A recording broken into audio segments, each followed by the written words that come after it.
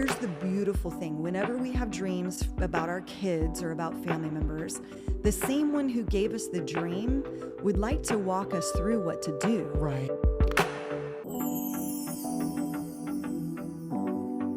Guys, welcome back to At the Table with Jess. I am here with my sweet friend, Kathi Frye, who I'm super excited to have. I'm going to let you tell all that you do because you do a lot. You're a mom, you're a wife, you're on staff at Jesus Culture. I don't even know your official role. The woman does all sorts of things. You work with my spiritual mom. You work with Joe Moody with Agape. You are prophetic, powerful preacher, phenomenal mother, like still needing to write a book on all of that. Love your kids. My spiritual daughter adores your daughter, and she's hard to win over. So that's pretty, that's a big statement, right, you? So I'm excited to have you here. Thank you. Yeah. I'm excited to be here in Nashville. Tell the people some more about you that I didn't. I feel like you covered it all. Did I cover all of it? You did. I am at Jesus Culture, pastor of spiritual formation. Love that. Oversee prayer teams, prophetic. Yeah. Make prophetic protocols for the church and prayer team manuals. Everything to do with that. Okay. And help encounter nights. Yeah. Just love it. Yeah. I am with Agape. You're so good at that stuff, by the way. And I say that you. stuff so haphazardly, but like you're good at the prophetic stuff. So I love that. I love that they have you doing that. Yeah, it's super cool. It's good. And my spiritual father's at that church as well, Michael Berger, which is super fun for me. That two worlds kind of colliding. Love Michael. So, he's a good man. Yeah. And then with Agape, co-run that ministry with Joe. Right, my spiritual mom. So you just have my parents. You get more time with my parents than I do. But that's awesome. I love it. But you've been running with Joe. How long? How long have you been running since with Joe? The very beginning of Agape, but I knew Joe before she got healed. Okay. So probably about 8 years before she even got healed. Because of church? Because of church. Okay. We were with each other. I didn't even believe in healing before she got healed. I didn't know that. And yeah, about 3 months before she got healed, I had been praying, Lord, would you show me any part of you that I don't know? Wow. And about 3 months later, she got healed. So radical. Yeah. Changed your life. Changed my life. Yeah. So many people's lives. Yeah. Yeah. We were, I don't know when this one will come out, but we were just at the premiere for the series that's coming out called Miracle last night and got to watch Joe's story. If you guys don't know it, you should go look it up on YouTube and watch the series as it comes out on Angel, September 29th. Yes. I don't know about for you because you've known her for so long, but I still just cried. Like I know every aspect of that story. I've read the book. I've heard it, dear God, so many times. Yes. And still just like watching it on screen was so special, like and so unique. And then seeing people who didn't know the story get impacted was really special. Yeah. So I think for me, every time I hear her story, she tells another piece of it that maybe you didn't hear before. Yeah. Last night she said something, it was minute by minute that God continued to say minute by minute. Yeah. Well, that's the name of her first book. Right. I had never, I didn't know that connection. Yeah. Gotcha. And so anyways, every time it's so impactful. Yeah, it is. And watching all the home videos of them precious. Yeah. With baby little Kian and everything was amazing. Okay. Let's get in. Okay. I'm so excited to have you here because I want to talk about something. So I told you before we even started, I'm writing my fourth book. I'm writing a book about Joseph. It's something I've preached on a lot. I really, really love his story. And recently I've been digging into more of like the scholarly side of like, what do the theologians say about his life?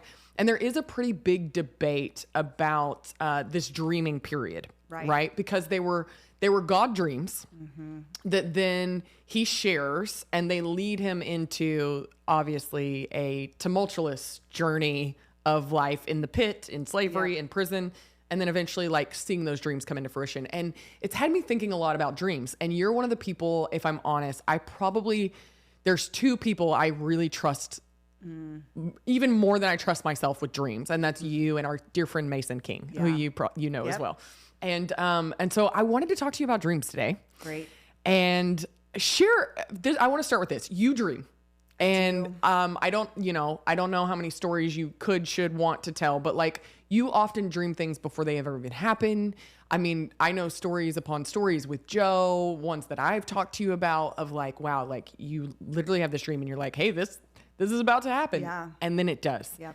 How did your dreaming journey start? Oh, wow. Little difficult because when you hear prophetic people, so you know that I grew up in a conservative church. That was my denomination. Right. The prophetic dreaming was not something that we learned about in that denomination. And Yeah. growing up, my dad was a pastor. He's also a dreamer. Okay, I didn't know that. And yes, so he dreams a lot and he is able to interpret dreams. But we never had a culture where we were being taught. Yeah. So that was just something that he learned how to do on his own. Yeah. In a culture and denomination that wasn't really about that. Okay. So for me, ever since I was young, I dreamed. Okay. There was some trauma that happened early in childhood for me. So for years, my dream was an area where the enemy really tormented me. Okay. And it wasn't until I got healing from that trauma, that then really my dreams opened up and they were God dreams. Okay. Pause for a second. Yeah. Can we pause? We can. Do you think that's common for people that have like a God assignment on them for dreaming? Do you think the enemy manipulates that a lot? Yeah, so I have seen that and I've heard that. So not only do I believe that, I believe that it's a gift. Yeah. And much like any other gift, the enemy can come in and pervert it, steal it, rob it from people. It happened to me, but I hear it.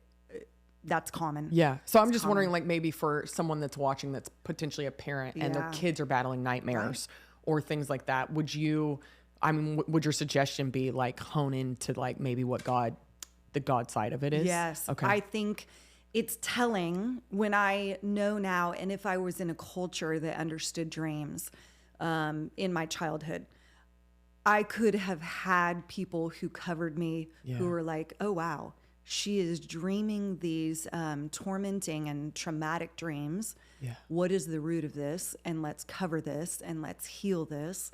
I wasn't in that culture. Right. And so I mean, it just is didn't have what the it tools. is. Yeah. Right. But I think that if parents understand that there are ways to cover your children. There are ways to pray for your children. There are ways to remove family trauma so that their dreams really do open as a floodgate for the Lord to actually move and speak. Yeah, that's so cool. Okay, so you then said you got healing. Was that inner healing, deliverance? Oh, gosh. Did you go to therapy? What happened? When I was in my 20s, I had gotten married. I think you know this. When I was 19. I did know you were married. Yep. I did know you were married young. Yeah. Got married young. Yeah. And in my mid-20s, Casey, my husband, he had said, hey, this is not going very well. Okay. And he said, you are going to need to get healed. And I was like, okay. No, I didn't know this. Okay. Yeah. Wow. So he said, I've already spoken to 3 people. No. And they've all been through what you've been through. Okay. And they're all willing to talk to you. Wow. And I was like, oh my goodness. This is an intervention. So exposed. Yeah. Wow. I had thought we're probably going to end up getting divorced because he had said we can't continue in this way. Yeah. And I was like, okay, good. I don't think we can either. But he said, but you need to get healed. Yeah. And so I went to coffee with a woman, Reformed Calvinist. No. Yes. And she walked me through breaking agreement with some of the beliefs that I believed about myself. You are kidding. I am not kidding at all. I love this story because God is still God. Yeah. She didn't believe in deliverance. I didn't believe in deliverance. Right. And when she had me break agreement with lies that I was believing, I couldn't do it. I was trying to speak, my mouth shut, couldn't say anything. And she said, let me pause and let me have you say this again. Took 3 times. When I spoke, the things that happened to me in my childhood were not my fault. I felt something lift off of me. Wow. Never came back. So Come on. Never had any words or language for what happened. That's what I was going to say. What did you think happened? You were just... I just knew. I told Casey there was something dark that was on me. And now I didn't know it. And it's gone. Come on. That's it. Oh. But that was also the moment when like my dreams started being God dreams. I started having him speak to me at night. I knew, oh, he's revealing things to me in the nighttime hours. Love this so much. Yeah. Pause, friend, 30 seconds. I've been studying, I was blind, but now I see, and the spiritual implication of it. Yeah. So not just the natural. And what I'm like, you just used verbiage that I've been like really diving into lately of like, there was darkness. Yes. Then there was light. And then I began to see. Yes. You started dreaming. You started seeing things. You started hearing things prophetically. This is something I'm studying right now throughout scripture of this beautiful thing of like how God comes. He exposes, he brings light, he does deliverance, he does whatever, somebody gets saved. But even like you were already a believer. Right. And so this progression of greater seeing is supposed to be this onward journey that we're in as believers. And so I love this. I love that you had this moment of like, we would say deliverance. Yeah.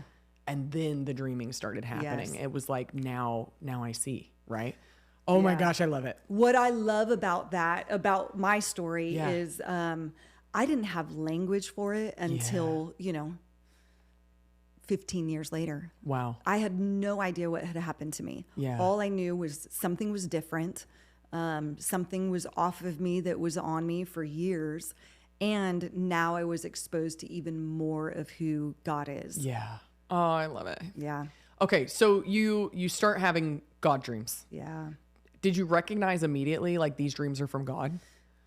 No, I did not. I didn't have language for that either. Right. Because I still wasn't in a prophetic culture. Right. I knew that I was having dreams about events, about people. And I knew when people would come to me and they would ask for prayer, and I would have a dream about that situation, and then I would go and pray for them. Wow. Often I would be told, hey, when you pray, these things happen. Yeah. And the people who would tell me that, they felt like it was like magical, mystical. Okay. All I knew was I am not praying anything outside of what I'm seeing. Yeah. And so I would have a dream that would guide my prayer life, even guide my prayers for a person. Yeah. And it was just regular for me. Your dreams, are they predominantly literal or are they metaphorical? Like I have both. Okay. Yes. So like you will actually see the person doing X, Y, Z, and it's okay. Yeah. So I have symbolic dreams. Yeah. I know that they're symbolic. Yeah. Simply because the dream is symbolic. Yeah. And then I have literal dreams where I am seeing, I travel with Agape, I travel with Joe. Yeah. And so quite common, I will ask the Lord, like, Lord, how is this going to look? Yeah. How is this trip? How are we going to navigate this? And those, I will have a literal dream and I'm like, oh, this is what's going to take place on this trip. I need to be looking and I need to be aware of this. Okay. The most common question that I get asked around dreaming is, how do I know it's God? Yeah. Like, how do I discern the difference between I had bad pizza? Yes. Or I'm troubled about something that I'm ruminating on versus this is God. What would you say to that person? Yeah. I think that all of those dreams, maybe not a pizza dream, that's Right. what we call it. Right. But I think all of those dreams are really significant to help us. Okay. So there's different categories of dreams. There is a soul dream, which I would say, okay, a soul dream is what you're dealing with during the day. You never got to complete, like you didn't process it all. You didn't finish the process and your soul is still trying to work this out, whether it's a relationship or something at work. At nighttime, you are still trying to figure it out. Yeah. You have a family dysfunctional situation come up. You haven't dealt with it. You're going to continue to deal with it at night. Yeah. Those are very easy for me to understand. It's like, oh, well, that's a situation that I had this week and now I'm dreaming about it. Right. It's a soul. It's like the soul is trying to figure it out. Yeah. Then there's demonic. Well, I mean, that's pretty easy. Pretty easy. Yeah. I have found with myself that the demonic, and this is just my rhythm. Yeah. If I have a demonic dream, if I have something that is trying to come in at night and kind of cause chaos, trauma, usually it is, so I have 2 sleep cycles at night. This is super technical. Yeah, I love it. Two sleep cycles. We have one that we start with, and then in the middle of the night, about 4 hours later, we start another one. The demonic for me usually is right as soon as I go to sleep. How did you learn that?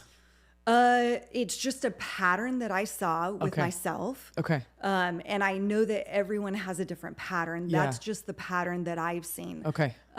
One time I was studying deliverance. I was headed to the UK, and I was like, Lord, what should I learn before I get there? How do I equip myself? Yeah.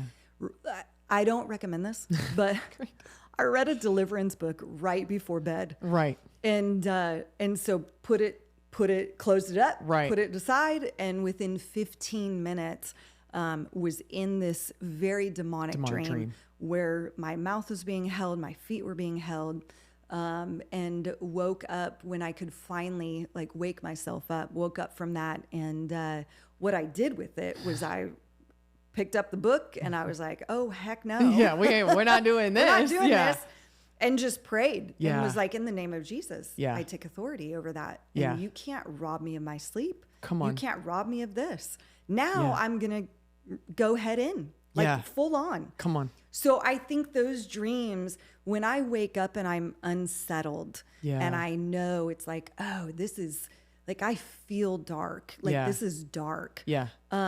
The weird thing is people can also, if you're having a God dream, and it's a warning. Right. Which I get a lot of those. Okay. So sometimes we can feel like, oh, this is demonic. Right. That's why it's so important for you to understand the overarching meaning of the dream. So we have soul dreams.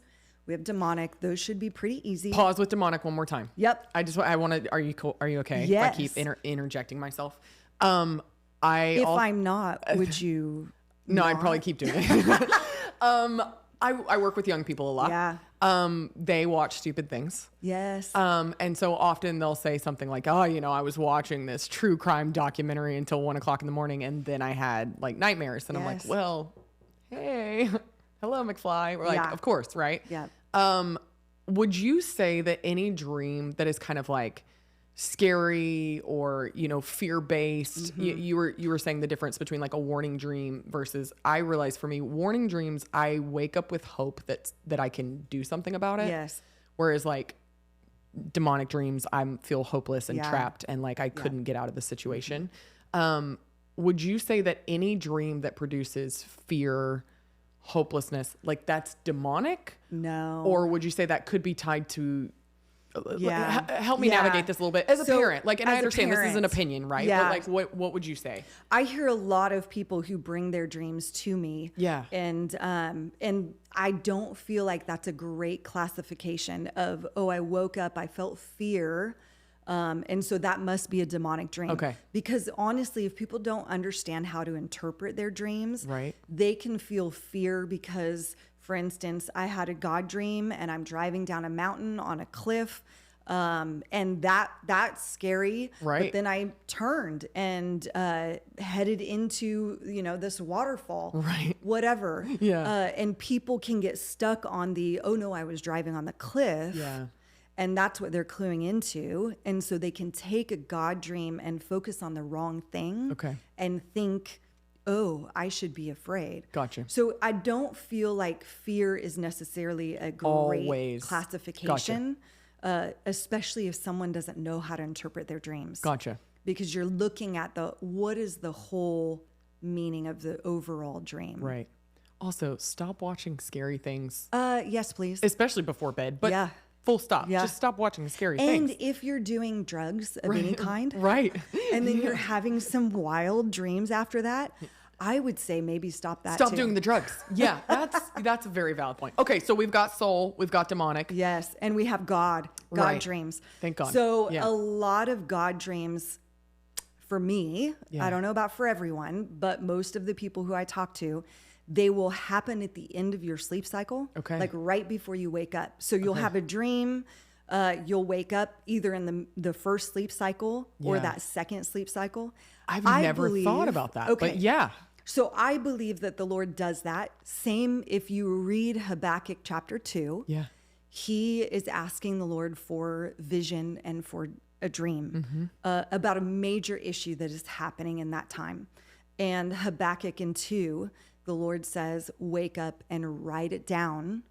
And he also says, the Lord says to him, because you'll know the time that you're going to have to bring this to fruition. Wow. Like the time isn't now, but write it down. Write it down because you're going to need this later. Yes. Yeah. So sometimes I tell people if they wake up and they're like, oh, I dreamed God was trying to tell me something and I don't remember anything about it. Number one, you have to become diligent about, you know what? I don't care if you only remember that you were driving a yellow car. Write it down. Because when my Father speaks to me, my natural father and my spiritual father, when he speaks, I want him to know, both of them, hey, when you talk to me, it's really important. Oh, that's and good. I'm listening. And even if all I remember is you told me I'll be driving a yellow car, I'm going to write down, hey, I'll be driving a yellow car. That's so good. So I want him to know I'm listening to you. And even if I don't remember all of it, even if in the early days, I would just write down, I dreamed tonight. Yeah. Because I want him to know, oh, you are faithful and I'm going to listen. That's so good. Yeah. I love that. And it just grows. So, I mean, that answers one of the questions I wanted to ask you as well. It's just like, so many people are like, I want to dream. Yeah. And I think like you're saying, if you really want to dream more, steward the voice of God. Steward it. Like, do something with it. Yes. Write it down. Listen to it. That's good. Yeah. Do you sleep with like a notepad next to your bed? I mean, I've heard people do that. yes. Phone. What do you? So what was happening with me in the early days, it was a journal. Yeah. And I would wake up and I would write the dream. Here's the trick that I learned to do. Because of the way that God dreams usually happen at the end of your sleep cycle, you usually will wake up right after. Yeah. And so I would, when I would wake up right after, I would rehearse like, okay, what are the main points of that dream? Because if I can pull it from where the Lord was speaking, his spirit was speaking to my spirit. If I can pull it up to the front of my memory, just by rehearsing, okay, I was driving on a mountain road. I had a yellow car, and then we went to a waterfall. If I can remember those main points, I'm pulling it up to a place in my memory that when I wake up in the morning, I can actually remember it. Yeah, that's good. But I do, in the early days, I just wrote it in a journal. Yeah. But it started happening so much that a journal was like, this isn't, I have now 80 journals. This is wild. Right. I can't do this anymore. Right. So for me now, I have a Google Doc on my phone. Yeah. And every year I create a new Google Doc. Wow. The reason why I love that is because I can actually search. Like I'm like, oh, I had a dream about Jess in 2023. Yeah. And I need to go back and find that. So that's so what I good. do now. No, that's just really good because advice. I'm. Yeah. But then also I can classify, oh, this is a dream about Jesus culture. This is a dream about Agape. This is a dream about this trip. And I can quickly find it. Oh my gosh, I love that. Yeah. Do you have multiple dreams a night? I can. Okay. There was one time when I told the Lord, I was like, just everything you want to tell me, just tell me all in one night. I am here. I'm an open vessel. Your just speak to servant's me. listening, Lord. Your servant is listening. And I remember him saying, well, everything that I want to tell you, you cannot handle it. But I usually dream anywhere from, 4 to 6 dreams a night. Okay. I will say that if I'm super busy and super stressed, my dreams go down. Okay. Yeah. That makes sense. Yeah. I've found that if I lay awake at night and watch Netflix, watch YouTube, watch something like that, my dreaming goes down. Yeah. Versus absolutely. if I take time before bed, spend a little time with the Lord, refocus, and then go to sleep, like it's a total different night cycle for me. If you want to dream more, I feel like if you read the Psalms, if you read Jeremiah, Daniel, Isaiah, all of these prophetic books, the prophets, who we call them, major, minor prophets. Yeah. If you read, it will stir up your dreaming. That prophetic dreaming in you. Wow, that's so good. Yeah. Okay, a couple more. I just have so many questions. I don't even know where we're at on time. We're okay. We're good. Interpretation is so saucy for me. Okay. Because I typically have literal dreams. So when I have literal dreams, I'm like, yeah, I got it. Saw that person, know what that means. When my dreams become symbolic, metaphorical, I feel like I am in an ocean that I cannot swim in. And honestly, I've sent you dreams before. Yeah. I send my friends Mason dreams before. Like I bring in outside help Yeah. because I'm like, I have no idea what this means, but I Yes. know it's God. What do you do with interpretation? Do you feel like you always interpret your own dreams? Does that come naturally to you? What would you tell people about interpretation? Yeah. I told you that my dad, who, Yeah. he interpreted them. grew up Yeah. as a Baptist pastor, conservative church. He learned how to interpret his own dreams. Yeah. I have no idea. I mean, he's in the Word of God all the time. Right. And so I would say, I heard this and I love this. Spend 48 hours trying to make this dream completely about you. Okay. I have found that most people have the hardest time. Like if I have a dream, let's say you're in my dream. Yeah. It's likely that you are just symbolism for me. Yeah. So take 48 hours trying to make that dream about me. The wonderful thing is we have a Father who wants to speak to us about us. Yeah. And I think that oftentimes people get in muddy waters because they are thinking their dreams are all about these other people. Yeah. And I don't know if you've ever had anyone come to you and say, hey, I had a dream about you. And they tell you the dream and you're like, I'm pretty sure this is about you. Yeah. This Sure. is about me. Yeah. But it's awkward. And I feel like we're in this place in the body of Christ where I've gotten DMs and people are like, hey, I have a dream about you. And I read it. I'm like, nope. That ain't about me. That ain't about me. Right. So very simply, if you are the main character in the dream and you are moving through the dream, then the dream is about you. Yeah. I'm so sorry. Right. But it is about you. Right. And whoever is in that dream, the Lord is trying to tell you about a character trait, about his nature. When I have dreams about Joe and she's in my dream, usually she is representing Holy Spirit or Jesus. Yeah.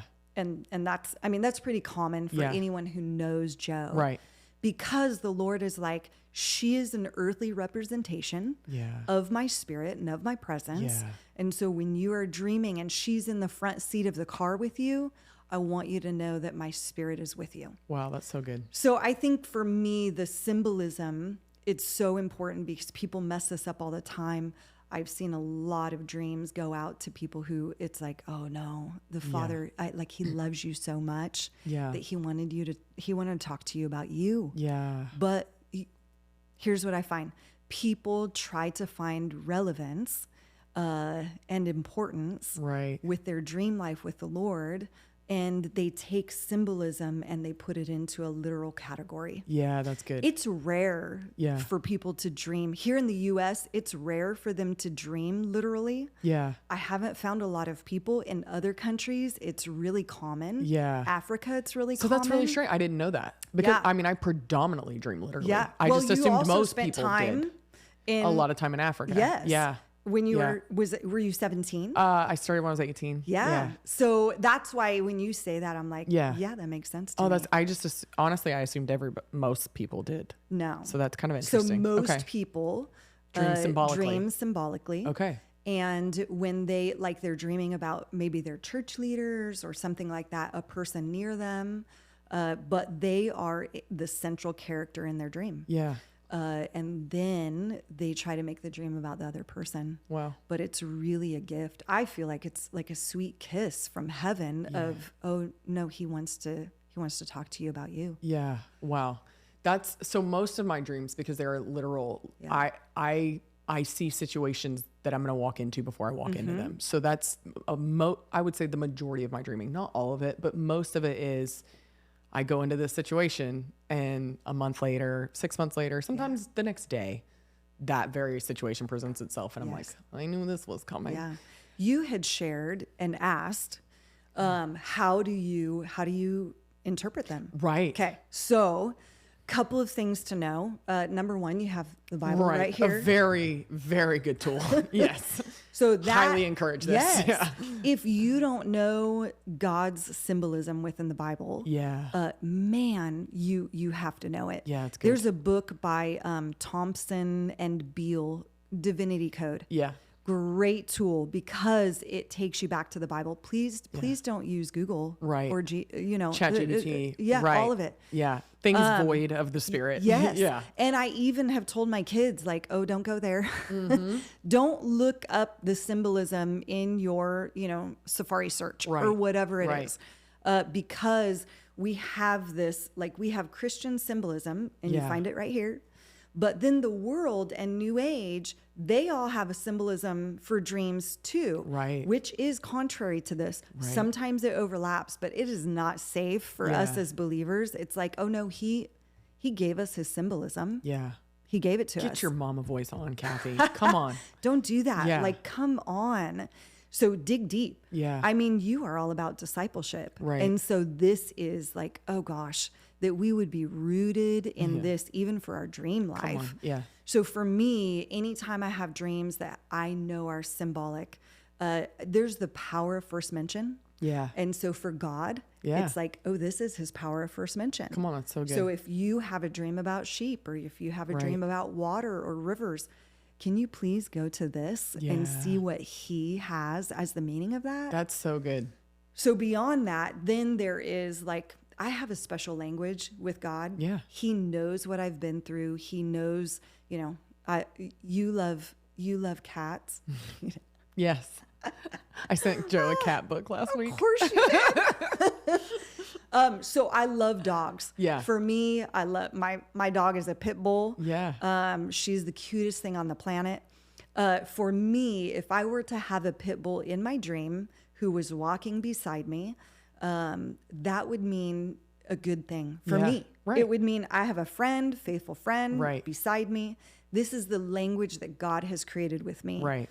But I could talk to so many people, and if they have a pit bull walking beside them, totally different it's going to be a spiritual entity that is not good, that is beside them. Yeah. So that is like, oh, this is part of my own individual language that the Lord is cultivating with me. How sweet. Yeah. I mean, like, what in the world? Right. And so that is just like, oh, this is my personal language with him. Good. Yeah. This is a relationship he's trying to cultivate with Yeah. me. But then there's also a cultural, like I live in the United States of America. Right. So there is a cultural thing that I have. I'm a Californian. I don't live on the East Coast. Yeah. We have phrases in California that the East Coast, it's totally different. You grew up in Texas. Right. Totally different verbiage. What is Texas? Is it like the Big Star State or something like that? Yeah. You could say that. Lone Star. That was really Lone close. Star. Yeah. So if you heard that in the dream, it would mean something to you. Right. If I heard that in a dream, I would be like, I have no idea what this means. Yeah. I don't know. So those are like the three areas where we interpret. Yeah. He knows. I like what I'm hearing you say that I think is so beautiful is like, he knows how to speak to you in your language. Does. Like he knows how to speak. And I think that's something that I've had to learn with dreaming that's quite difficult is like, no, like you're not trying to veil something from me. Like you're actually trying to reveal something to me. So the heart is to actually speak in a language that I understand. Okay. So if you're, you said take 48 hours, find out if this dream's about you. Yes. You're also saying, in your opinion, most dreams are about you. Like, or there's something for you in it. Otherwise, why else would he give it to you? I would say 80% of the dreams that people have are about them. Okay. 20% potentially about other people. Yes. When do we know with dreams that are either about us or they're about other people? How do we know what to do with them? Because like I was saying, there's lots of debate on old Joe in Genesis 37 and how he went and shared his dreams with his brothers, shared it with, and it led to all these. Some say that was exactly God ordained what he needed to do. Other people say it's pride. Others say it's immaturity, whatever. And I've been contemplating this a lot. I keep most of my dreams to myself. I write them down, I keep them, and the Lord uses them. And I rarely share dreams. And even when I have dreams that I think are for other people, I rarely share them. Yeah. I think some of that's just my personality. Like I like to know that me and God have secrets, and I'm like, we have this whole thing we talk about. But I know, like you've shared things with Joe before, which she's shared with me, and it's like Kathi prevented this mess because she saw this thing. Yeah. Kathi helped me know how to handle this situation because she saw this thing. So there's a time and a place to share. How do you discern, tell the difference? Like, I think for us, we have to host, what is my level of authority? Yeah. And do I have an open door to speak this? Have I been invited? Yeah. If I had a dream about our president, Yeah. I have no open door. Right. I have no authority. Hey, Donnie. Yeah. Right. So, I mean, that's just how it is. Yeah. Cindy Jacobs talks about this. Yeah. That she hosted the dreams, even when she would go to other nations. She hosted the dreams and she would pray for them. Yeah. Long before she was ever given the open door to even say anything.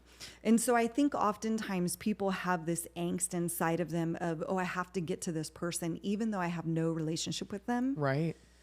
You know, the dreams that I have for our ministry, Right. Agape. Yeah. But part of the reason why I have those dreams and I share them is because I have authority in that ministry. Right. And I have an open window and an open door with Joe. Right. If I didn't have that, and if I'm like distant, then I believe that it is the Lord wants me to be an intercessor or Yeah. a watchman on the wall and pray into this. Yeah. I have to believe that because he's revealing this to me, that he's also giving me authority to pray into it. That's so good. But if you don't have a level of authority in that relationship, oh gosh, please do not. Right. Please do not, you know, release. Yeah. You have to know that the Lord is inviting you to host that well, to host that person well. Yeah. And I think, like, if I don't have authority to speak to our president and release the dream, but the Lord is wanting me to get on board with something, I also have to believe that he's probably releasing the same dream to people who are near him. Have the way to get nearer to him. Yeah. Yeah, that's good. Yeah. Yeah, it's not like the Lord doesn't have a way to get a message to somebody if he wants to. And I have had dreams where we have, you know, it was so funny because I had a dream that Casey and I were praying for someone who we knew in the music industry, Christian music industry. We started praying for this person, for this man, on a daily basis for him and his family and his children because of a dream that I had. Yeah. We hosted it. I did not vie. I didn't Try to send him give an him the Instagram message Right. and DM him and say, hey, I had this dream about you.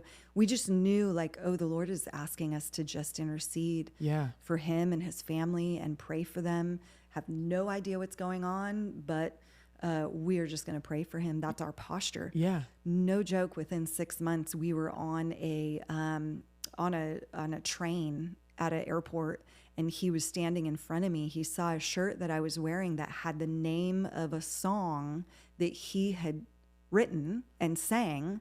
And he looked at me and he said, I love your shirt. And I was like, thanks. I bet you do. And Casey said, oh, because he recognized him. Right. And he was like, oh, here you are. Yeah. And we said, you know what, we've been praying for your family. Yeah. So I do believe that the Lord gives us moments like that. And he's like, oh, I want to know, can I trust you with this person? That's so good. Can I trust you with how you're going to pray for them?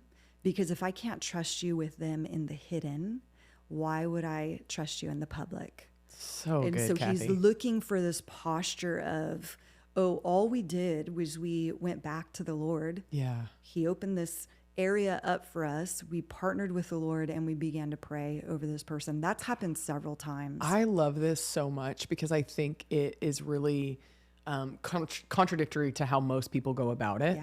Yeah. You know, speaking in conferences or whatever, like I've had people like chase me down in a parking lot. Like, Right. I need to give you this word. I have this dream. And sometimes I am grateful and it's like, oh, that was meaningful. Yeah. And a lot of times it's like, I don't know you and this is an awkward situation. And then you start talking with people, you know, that have large followings and all of these kind of things. Like, I feel like sometimes we do feel like we have to go beat down the wall to get a message to somebody. And you're like, just pray and God will literally open the doors for you. I think it is such a needed message where we're often trying to fight to get the God thing done when we really could just actually trust him to open the doors. Okay. I want to ask you one more question and then, oh gosh, we're already over time, but I love this question. I want to know the answer for myself. I do a lot of discipleship, lots of spiritual kids. you're a phenomenal mom. Like when I have my kids, I will be calling you. Like I just love your children and just the story of how you've stewarded them so well. I'm assuming you dream about your kids. Is that correct? I do. Okay, just to make sure. I dream about my spiritual kids quite often. Yeah. And I wrestle sometimes with what to share with them. Again, I'm not a biological mother, but like I'll get a warning dream. And I'm like, do I go tell them, if you do this, I'm going to grab you by the back of the... And I've actually... No, you don't do that. So I was going to say, I've done that before and it didn't go well. Yeah. You know, the like, I had this dream and you're gonna... And it's like, you know, when I have a dream from God, I know that I know that I know that I know that I know what I know, you know? And it's like, I don't care if you're lying to my face telling me it's not true. I know that I know that I know that I know what I heard. Now I've kind of learned like, maybe keep that to yourself. Maybe pray. Maybe I'm growing up, right? As a parent, when you're hearing positive, negative, or even just directional, your child's dating this one and that ain't it, you know, like how do you handle some of those things? Because for me, those are harder because my emotions are so involved. Yeah. And I want to protect them and I want to keep them from wasting time making bad decisions. And sometimes I need to shut up. You go ahead. You tell us all the things, Kathi Frye. So I want to share a dream that I had about our oldest. Okay. His name is Rob. You have 3. I have 3. Yeah. Rob is our oldest. I had a dream about him when he was in high school. Okay. And he had told us, hey, I have a friend who's going to come and spend the night and we are going to the high school to watch the sun come up. To which I thought, 15-year-olds don't do that. Right. Like, what are you doing? Yeah. That night I was like, okay, Lord, like this is weird. I don't know what they're doing. Yeah. I've never heard of 15-year-olds waking up and watching the sun come up. Right. This is weird. Yeah. And so I had a dream that night where, I saw Rob riding a scooter down the street. He fell, into the street. His knee got scratched up and, bloody mess. And then I saw him on top of the roof of his high school. It's so good. It's so exciting for my kids to have a prophetic mom. I'm sure. They can't get away with They anything. can get away with nothing. Right. So that morning, we woke up and he was already gone with his friend who'd stayed the night. And I told Casey, I go, hey, something's up. They are not where they said they were going to be. They're not in the field at the school, but I think they're on top of the roof. And so I told Casey about my dream, and I could have woken up and stopped the whole thing. Right.